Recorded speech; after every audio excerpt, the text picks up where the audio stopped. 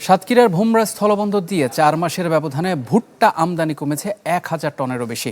অন্যদিকে প্রাকৃতিক দুর্যোগের কারণে ব্যাহত হয়েছে জেলার ভুট্টা আমদানিও। ফলে চাহিদা মতো ভুট্টা না পাওয়ায় দাম বেড়েছে কেজিতে ১০ টাকা পর্যন্ত, যার প্রভাবে উৎপাদন খরচ বেড়েছে মাছের ঘের, পোলট্রি ও গবাদি পশুর খামারে। আশঙ্কা তৈরি হয়েছে মাছ, মুরগি, ডিম ও মাংসের দাম বাড়ার। আমদানি কমে যাওয়া ও স্থানীয় উৎপাদনের ঘাটতিতে সাতক্ষীরার ভুট্টার বাজারে তৈরি হয়েছে সরবরাহ সংকট, ফলে বেড়েছে দাম। ভুট্টার দাম বৃদ্ধির প্রভাব পড়ছে মাছের ঘের, পোলট্রি ও গবাদি পশুর খামারে। কেননা এসব খামারে কাঁচামাল হিসেবে ব্যবহার হয় ভুট্টা, ফলে আগের চেয়ে বেশি গুনতে হচ্ছে উৎপাদন খরচ। এর ফলে শঙ্কা তৈরি হয়েছে মাছ, মুরগি, ডিম ও মাংসের দাম বাড়ার।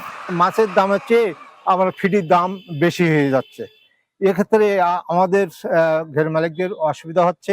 সরকারের কাছে নিবেদন করব যে নগদ নিয়ে এলো হার না মানা হার অফার। সর্বনিম্ন ১০,০০০ টাকা রেমিটেন্স নগদে পাঠালে থাকছে স্বর্ণের হার জেতার সুযোগ। এই গোখাদ্যের উপরে ওনারা যেন দৃষ্টি দেয় এবং এই গোখাদ্যটার উপরে ভর্তুকি দিয়ে তারা যেন নিয়ন্ত্রণ রাখার চেষ্টা করে। সরবরাহ সংকটের চিত্র ভোমরা স্থলবন্দরে। মে মাসে ভারত থেকে আমদানি হয় ১,২৭৯ মেট্রিক টনের বেশি ভুট্টা। জুনে তা নেমে আসে ১৭৯ মেট্রিক টনে, আর গত জুলাইয়ে তা কমে ঠেকে মাত্র ৬১ মেট্রিক টনে, যার প্রভাবে খুচরা বাজারে কেজি প্রতি ভুট্টার দাম বেড়েছে ১০ টাকা পর্যন্ত। যে ভুট্টার একবারে ১০-১২ টাকা দাম বৃদ্ধির ফলে কৃষকরা সংকটের মুখে পড়ছে। গবাদি পশু এবং মৎস্য চাষ এই দুইটার সাথে ভুট্টা সরাসরি সম্পর্কিত। আমরা হাজার ৭০ ৮০ টাকা কিনি, ১০ টাকা খরচ, লেবার খরচ, আনতি খরচ ৮০ টাকা বলে ১১০০ টাকা বেশি। বর্ষার কারণে এখন বাজার রেট যত দিন যাচ্ছে উপরে উঠতেছে, নিচে নামতেছে না।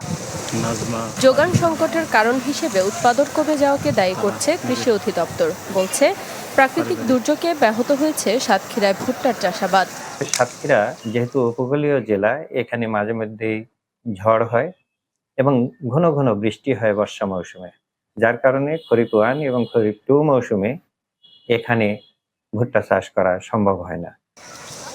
গেল মৌসুমে জেলায় উৎপাদন হয়েছে মাত্র ২,৬০৬ টন, যা স্থানীয় চাহিদার তুলনায় অনেকটাই কম। Desk report, channel 24।